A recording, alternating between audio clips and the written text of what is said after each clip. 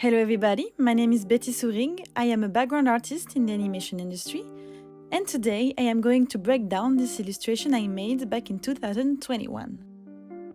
Let's start with inspiration and references, and for that let's go to Venice, because I fell in love with the city and its surroundings. When I want to draw a place, I usually take a lot of pictures of its details and textures. Being on site allows me to observe every corner, every angle, and that way I can try different framings and already decide which composition I want for my future drawing. In the end, it's Burano that I'm going to draw, and most precisely, this corner of Burano. Let's go! So now that I have my reference, I need to know what to take out of it. As my goal is to represent this place quite accurately, but through my own vision, I want to transcribe the feelings I felt when I was there. First, I felt tranquility. This moment was very peaceful.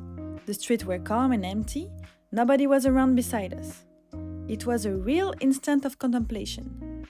That's why I chose a grounded composition with a frontal perspective and the horizon line placed on 1/3 of the image. Then I felt life. Some swing shutters were open, someone's laundry was hanging out, and although the house in the center seems abandoned, the signs of deterioration carry history and show it was once inhabited. And lastly, charm.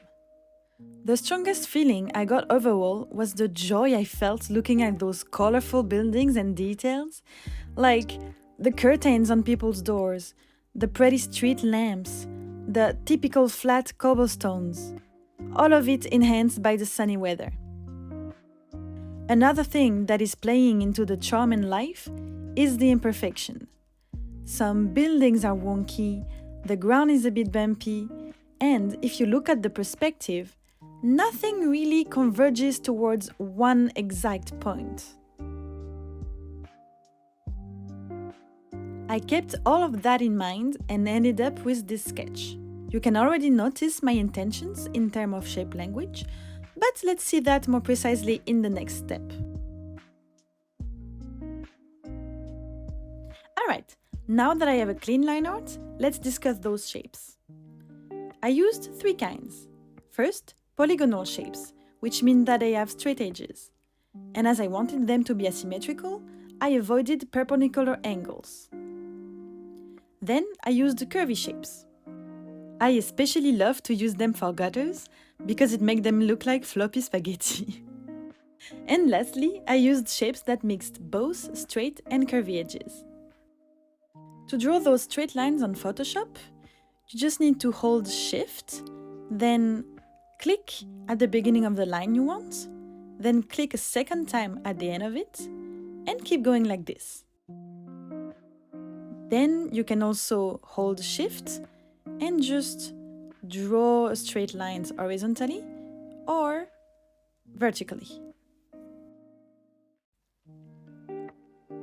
And for curvy lines, I just try to have a fast movement and I just try again and again and again until it looks like I want. And then for things like electric lines, for example, I like to draw more slow and shaky lines. At this stage, I decided to add some details and the foreground elements to add some depth. The first step of the coloring process is applying a layer of flat color for each element. Here, the choice was easy. I followed the reference. To break that flatness, I added a layer of stains and color variations. On top of that, I added another layer with more textures and patterns, and I also corrected the sky color.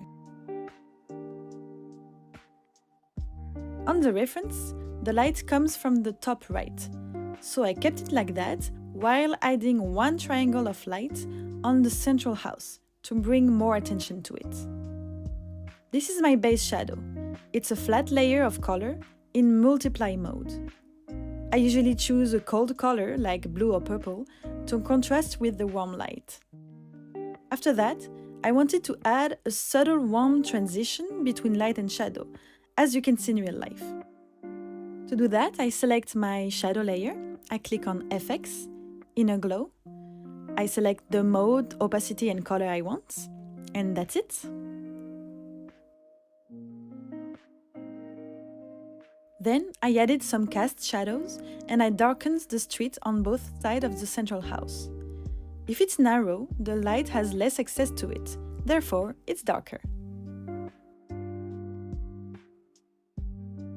Once my shadows were done, I intensified the light with a layer of a peachy color in color dodge mode. Then I added little highlights, and for the last step of my lighting process, the bounce light, which is what happens when the light bounces off of a surface, illuminating what's in front of it, like on this picture. And on this spot, I put a blue light, which is a reflection of the sky.